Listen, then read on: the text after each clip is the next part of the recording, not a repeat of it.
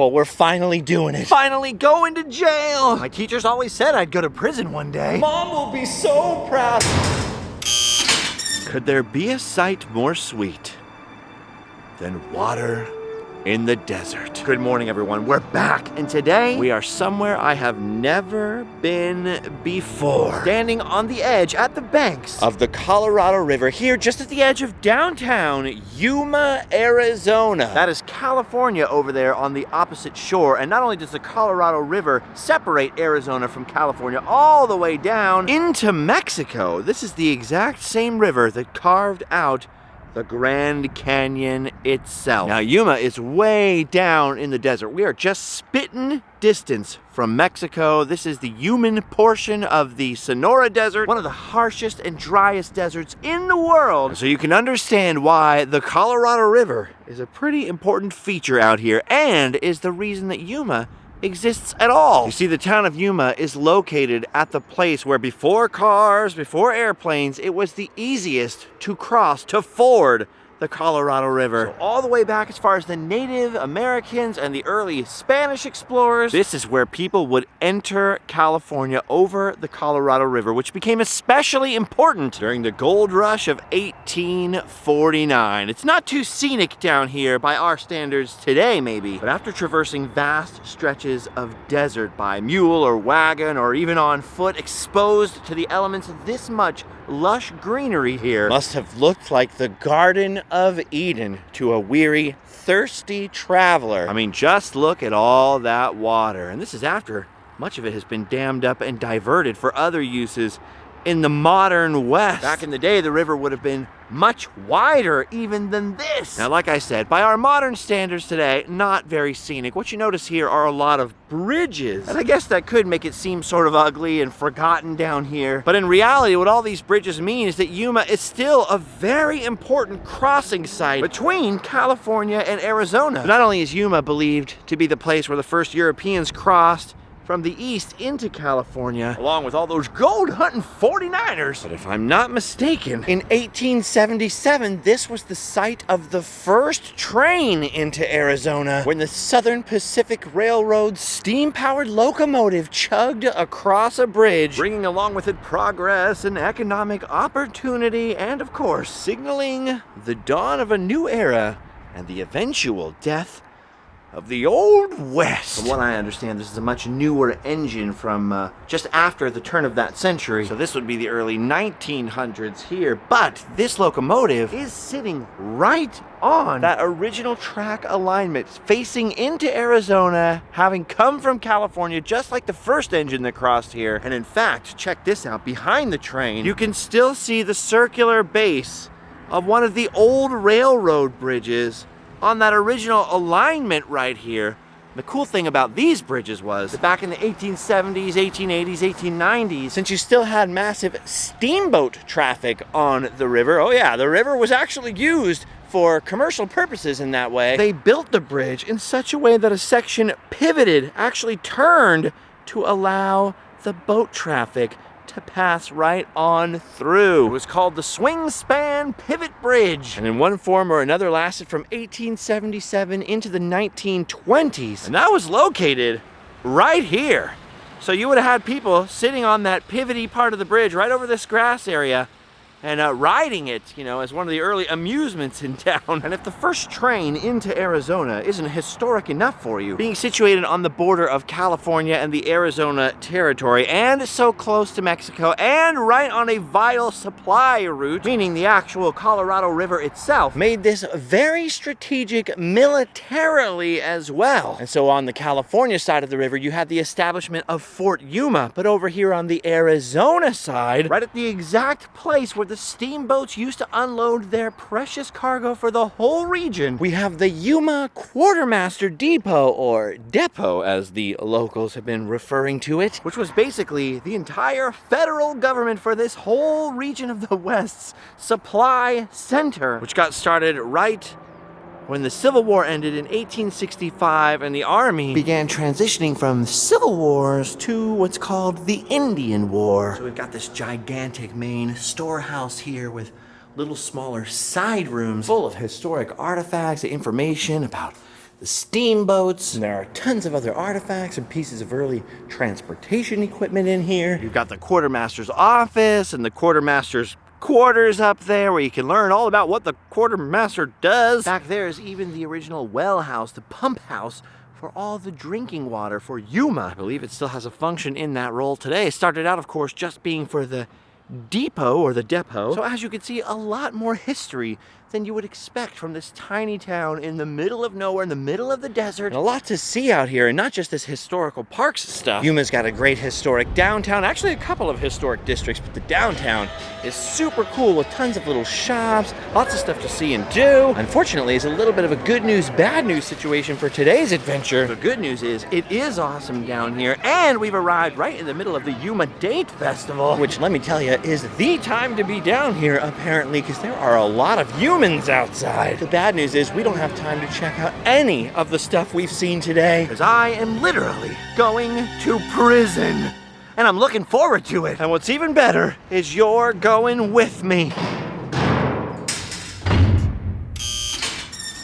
I told you, we're going to prison. You see all that other incredible stuff we've seen today? That was all just for context, because if Yuma is famous for one thing, it is for being home to the Yuma Territorial Prison. This was the Alcatraz of the Old West, an icon of Western history, and I'm sorry to say, I have never actually been out here before. And I am eager to correct that mistake, because believe me, over all these years filming in the Old West, particularly out in Arizona, places like Tombstone, things like that, people are always asking me, have you been to Yuma yet? Have you seen the prison? Well, we're finally doing it. Finally going to jail. My teachers always said I'd go to prison one day. Mom will be so proud. All right, here's the entrance just over this way. And it's funny because the freeway, Interstate 8, and the train tracks are right there. Downtown is less than 5 minutes away, really. I can see Winter Haven, California, actually, in the background here from the entrance, so it's already presenting me with a little different picture than what I had in my head. Whenever you see photos or a lot of videos of this place, what you see is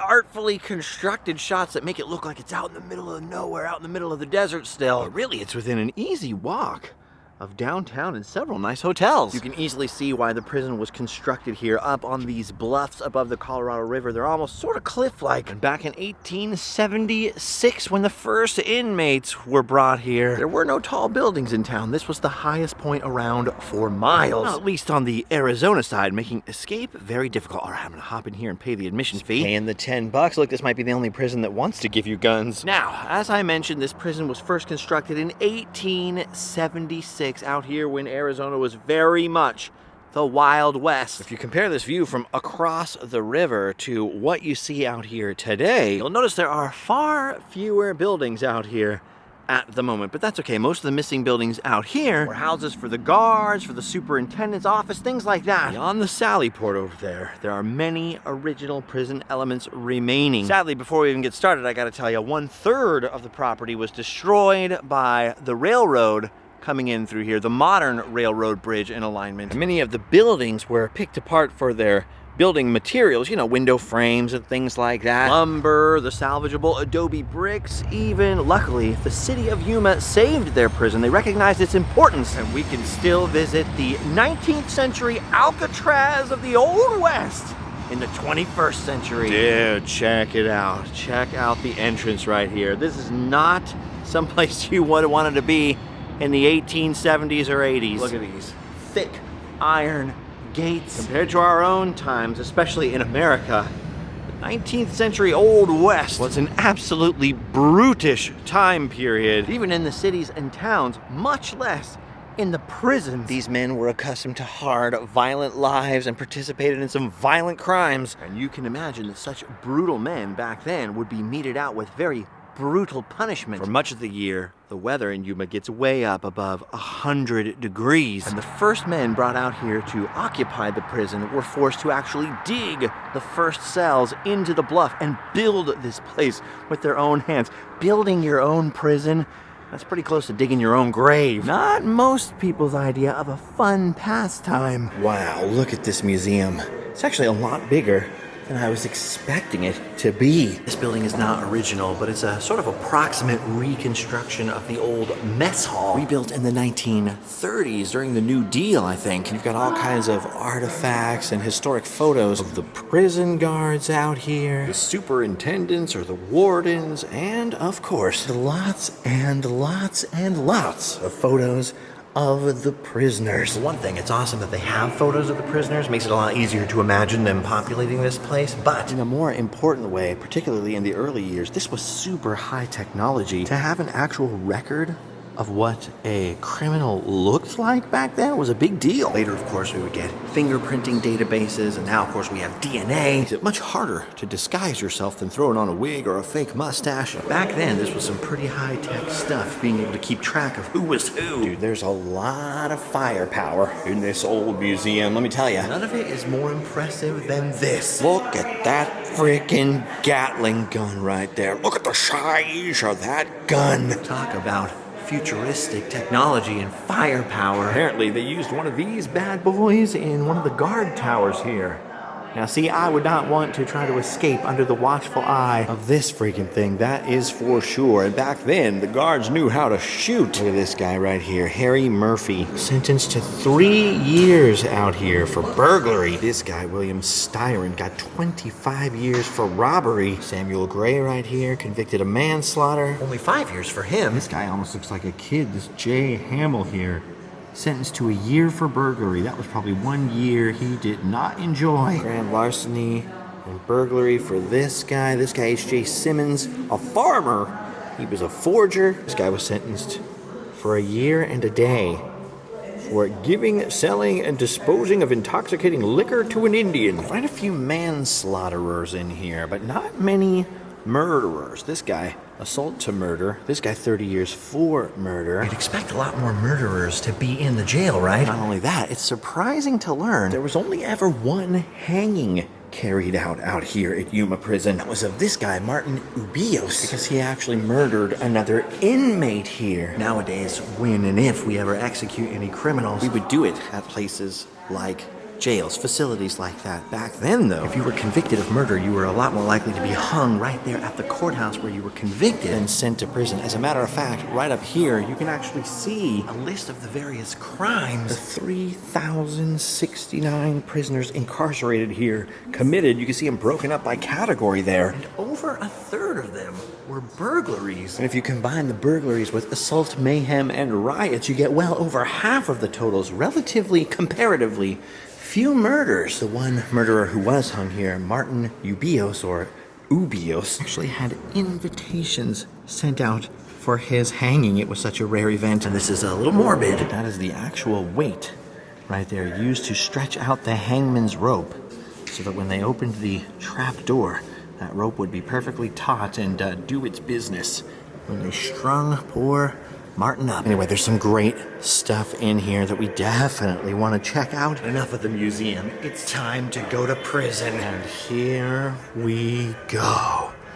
Out into the yard. Holy cow. This is what we came to see. This is where I figured we'd end up. At last, I feel like we finally made it to the world-famous Yuma Territorial Prison. Or technically, more strictly speaking, what's left of it. This right in front of us was the main cell block. And of course, there was a hospital built above it. So there were buildings on top of these other prison buildings, and this would have been dark and enclosed. And this main avenue here, that's your money shot. There it is, the Territorial Prison. May have been slightly more shaded by the buildings up on top. We're still talking about a time long before air conditioning. This was not a comfortable place to be, not by a long shot. Look at that. There was not much to these cells at all. These were brutal men locked up during a brutal time behind 2 sets of iron doors. Look at that. Look at the size of that latch right there. One thing's for sure is you were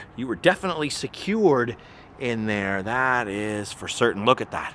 Look at that secondary door right there. That is out of control. Some of these cells you would have 6 guys in there, packed in together, sleeping on 2 sets of iron bunk beds with nothing but 1 bucket for a bathroom. Look at this, they've got 3 dummies in there. Dumb enough to get locked up, including three-fingered Jack. And it might be hard for you to hear, but he's talking about his crimes in a very long story. There's quite a long recording going in there explaining what he did and how he landed in prison. There's quite a bit of information about him in the museum where he's listed as a rabble-rouser. He was arrested for causing a huge riot. Back then, they didn't take kindly to protesting or agitating, and if you started a riot, you ended up at places like this. Three-Fingered Jack himself, I believe, was here for quite a long time, 03 to 1906, which doesn't sound like a long time until you realize that was the rest of his life. He died out here on one of the prison farms, what they called back then heat prostration. That's after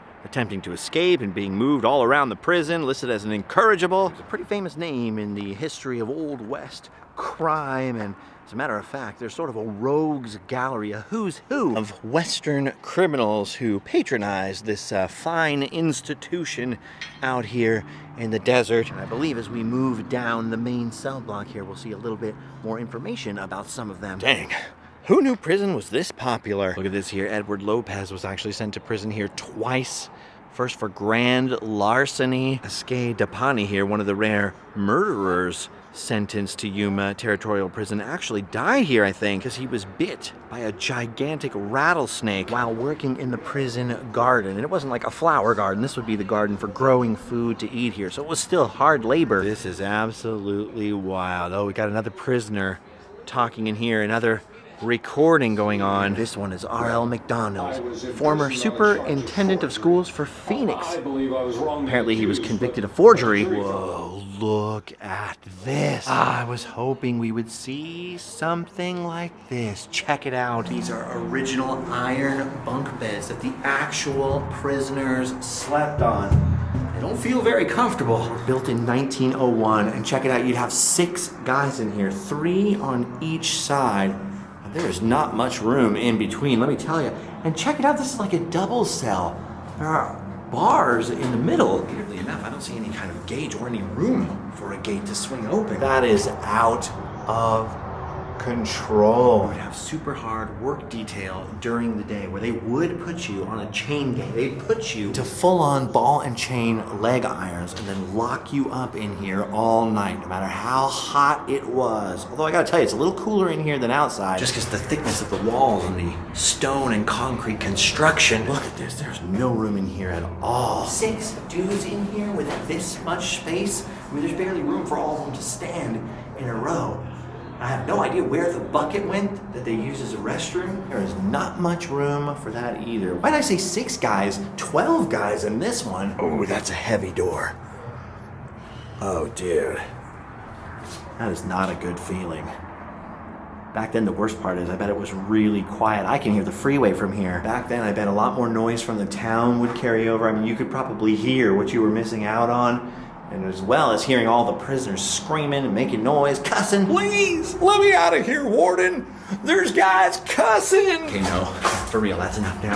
I would not like to be stuck in here. This guy here, Guillermo, murdered a lady named Fermina Ochoa, who sold tamales in Yuma. He ran away to Mexico, but it wasn't long, about a year later, that they caught him, dragged him back here for 15 years. This poor fella, I think, was only in here for a year or 2, including 12 days of solitary. When he finally got out, it was only shortly thereafter he got caught and dragged below a train. Life was definitely nasty, brutish, and short for these guys. It's interesting because in a lot of these cells you can see the graffiti there, some of which I imagine goes all the way back to the days of the prisoners. Look at this one, Skinny Weeks, Texas Ranger headed west, 1931. Now, this prison was only open as such for about 33 years. The last prisoner left here in 1909. And even though 33 years seems like a short time, if you think about it, you went from full-on Wild West right before the railroad was here to automobiles driving around and street lights and things by 1909. So if you think about it, by the time the last prisoners were being sent here, this must have felt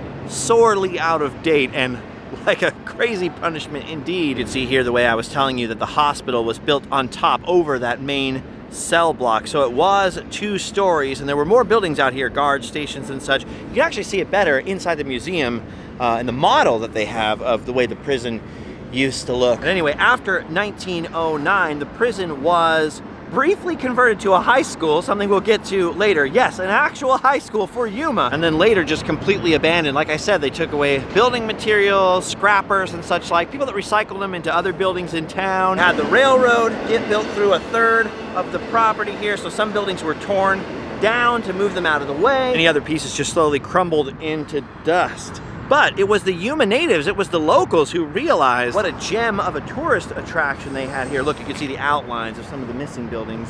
And it's them that banded together. They got grants from the federal government during the New Deal and preserved and somewhat rebuilt the prison, saving it as a tourist attraction and eventually a state park. But then the crazy thing is, from what I understand, in 2010, because of the financial crisis and budget cuts, the state of Arizona was considering shutting down this state park. And once again, it was Yuma residents that banded together and did fundraising on chain gangs, as they called them, to save the Yuma Territorial Prison once again. All things considered, rather than being ashamed of their claim to fame being the prison, the local humans were pretty proud of it, and still are to this day. Okay, now comes the most interesting part, in a way. Behind the main cell block, you'll see a whole series of other structures, and these are some of the cells and buildings that were literally dug out of the rocky bluffs here, including this one, the most notorious one, the dark cell. And this is where you would face solitary confinement. This was the whole of its time. Look at those chains and stones. Look at the way it's dug out into the rock. And even way back here, you'd have this iron grate all the way back from the door. So the door would be shut way over there. You might get a little sliver, a little crack of light, hopefully, during the daytime. But otherwise, you were just pitched into total darkness in here. Standing in here, I can't see anything.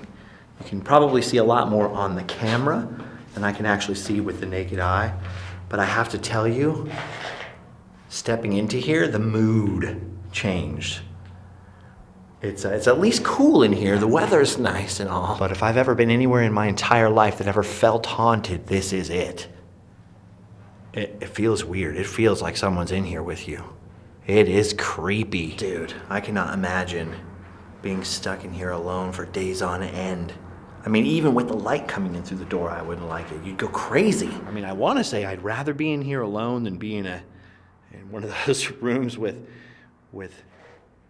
11 other guys or whatever. But from what I understand, they actually used to chain you to this iron grate on the floor, so you couldn't even lay down and get comfortable.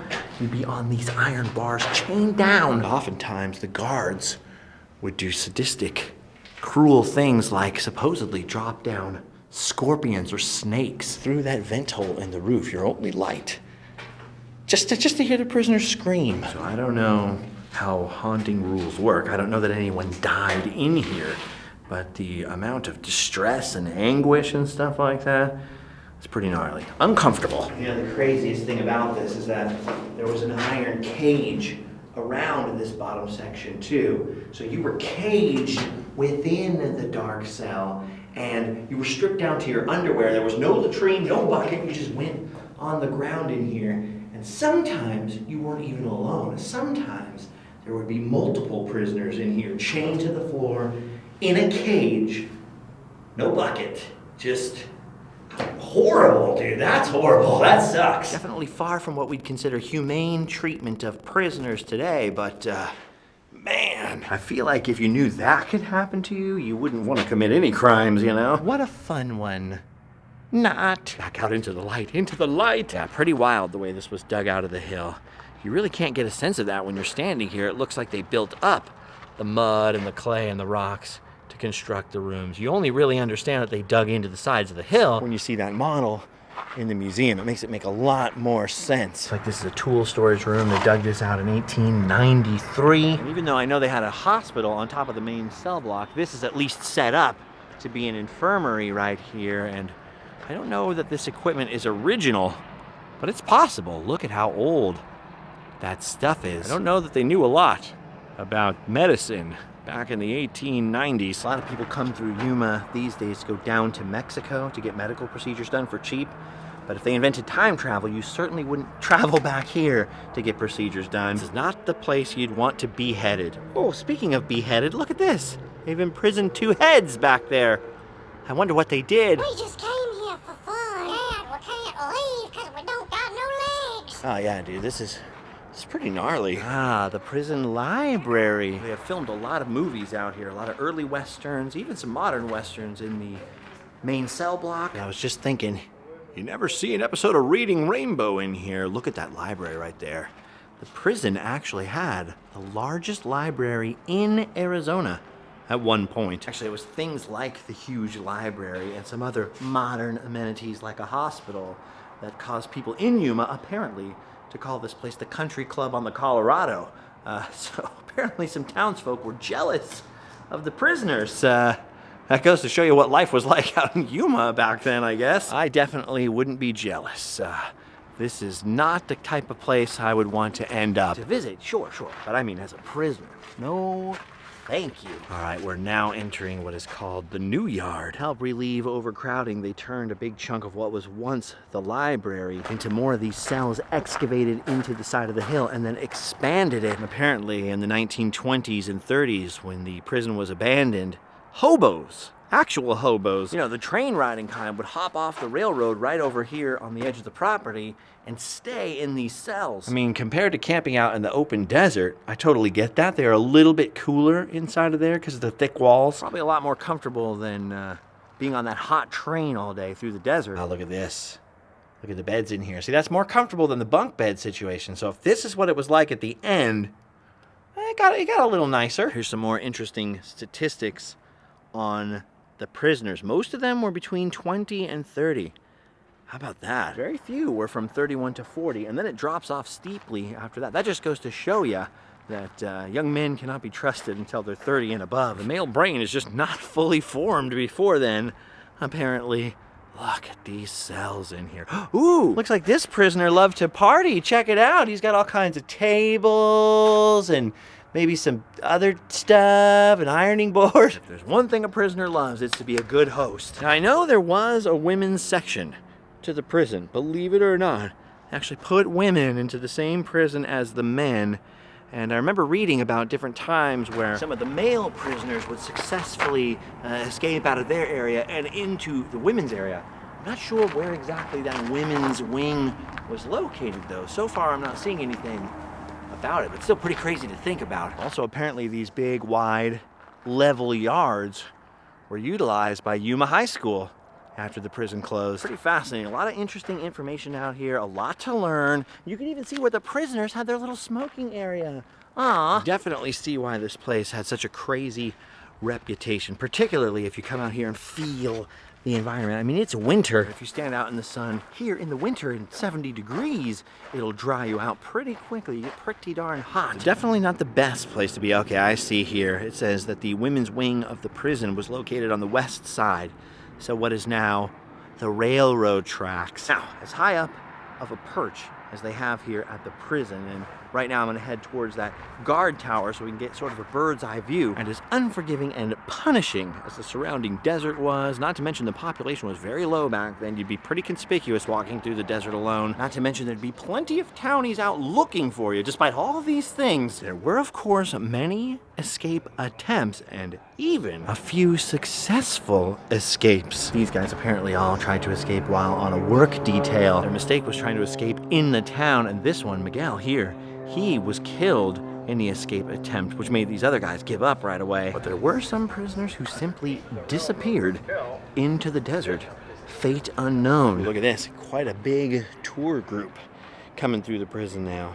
Pretty cool to get a guided tour of this. But also the perfect time to get away from the group and go and get a peek at that guard tower. By the way, when you think of Arizona and the Old West and all the lawlessness and outlaws, you think, of course, naturally, of Tombstone. Wyatt Earp and the OK Corral shootout. There were big-time Tombstone connections because this was, of course, the state prison of that time. One of the bad guys in the Earp story, one of the cowboys, if you will, was Pete Spence, a very grim-looking character indeed, who is suspected of being part of Morgan Earp's assassination. Pete Spence was sentenced to and did time here at the Yuma Territorial Prison. Johnny Behan, the county sheriff, who famously sort of took the cowboy side against the Earps and the Tombstone troubles, became the superintendent of this prison just 7 years after the gunfight at the OK Corral, which means he lived right over here in this yard area. Another famous Tombstone character to be sentenced here at the prison was Buckskin Frank Leslie, who famously shot and killed Billy Claiborne of OK Corral fame. That is actually not the reason that Buckskin Frank Leslie ended up here in Yuma. That is because he shot and killed his girlfriend and some guy she was sitting there talking to. It's funny because typically Buckskin Frank Leslie is listed among the good guys in the movie version, especially back in the 50s and stuff. He'd get roped in as a pal of Wyatt Earp's, but he wasn't a great guy. But this is pretty crazy. You could find out here that the wall was 5 feet across the top and whitewashed so you could see anything moving across it. They had guard towers in the corners. Most of that is all gone underneath what is now this parking lot. This might be a little piece of something that remains. But this guard tower, main guard tower, from here you get this absolutely insane view all the way out across the desert. You can see up and down the river. Back then there was a lot less greenery. The river was wider, for one thing. Weren't any sprinklers. There weren't as many trees and buildings over there on the California side, so you could see if somebody was trying to escape from a long distance away. I mean, there wasn't much hope of escaping, not from up here. And if you try to escape this way towards the river, I mean, as you can see, you really have a bird's eye view of the prison and the Sally Port as you would have exited the walls here, and you'd be pretty conspicuous. Look at all the lights up here. Looks like they're gonna have a barn dance or a hipster wedding or something. Anyway, as I think we've demonstrated now, a pretty crazy place to visit. Obviously, an even crazier place to be incarcerated. By the way, this structure underneath the main guard tower, this sort of round structure, if I'm not mistaken, I believe that was the well for the prisoners' water. They'd pump it up into here, and that was the prison water supply. And all the granite, all the rock was quarried hard labor style, like cartoon style almost, by the prisoners, like old school with leg irons and picks and big sledgehammers. Just absolutely incredible to think of and to picture. All right, so now we're gonna have to start wrapping things up and winding down a little bit. There's so much history here. How could you get it all into one visit, into one episode? But as I told you before, after the prison was decommissioned, it was turned into, or I should say temporarily used as, Yuma's high school. The superintendent's office, the hospital above the main cell block, the library, presumably the mess hall, and several other buildings were used as different buildings for the high school. And even though they were only here for a few years, the legend goes that years later, when they were battling Phoenix in a football game and apparently giving them a run for their money, the Phoenix team started taunting them and calling them criminals. But rather than getting upset, the Yuma high school students, probably realizing that's a pretty tough sounding name for a sports team, began calling themselves the Yuma City Criminals, or sometimes I guess it's shortened to Crims. And to this day, you've got Yuma criminals sentenced to 4 years of hard labor. I'm not going to lie, I often thought of my high school as being something like a prison. In fact, my junior high looked a lot like a prison. There were chain link fences everywhere in every section. It'd be hard to explain without showing you. But I never thought of high school students literally going to school in a prison. That is pretty wild. All right, well, gang. Well, prison gang, this has been awesome. I mean, a true piece of Old West history, of U.S. history, and perhaps surprisingly, a heck of a lot of fun.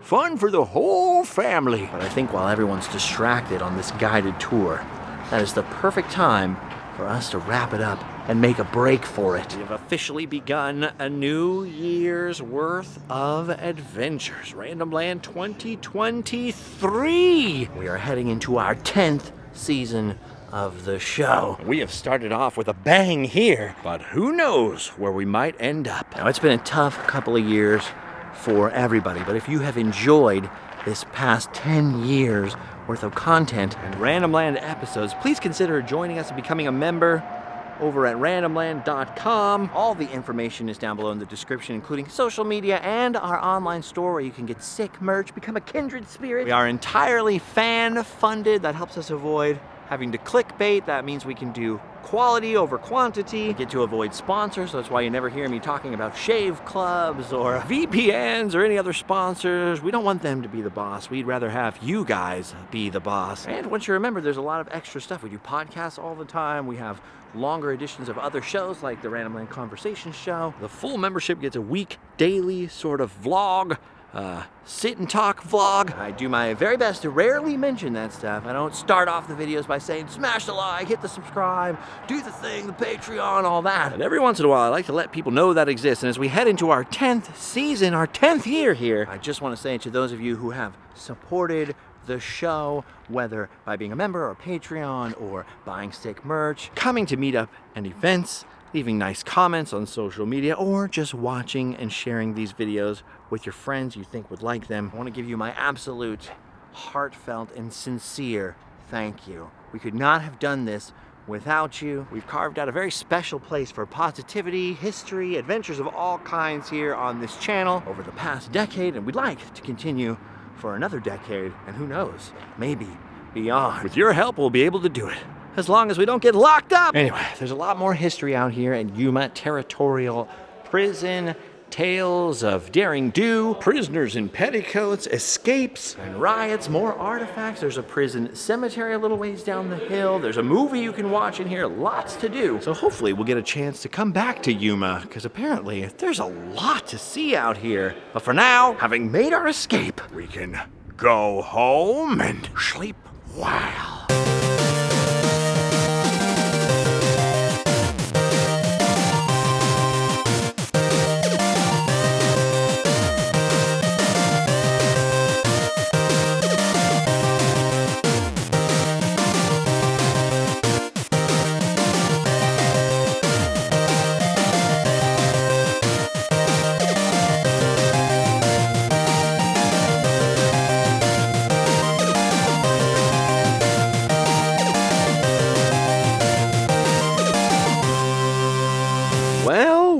Well, look who flew the coop. What's that, Julio? That's true. You're not a jailbird anymore. Check this out at the prison here. They've got a little RC car off-road trail. Man, we don't have anything like that at our prisons in California. It's 3:10. Where's that train? The prison dance, the prison dance. Prison dance, prison dance, prison dance.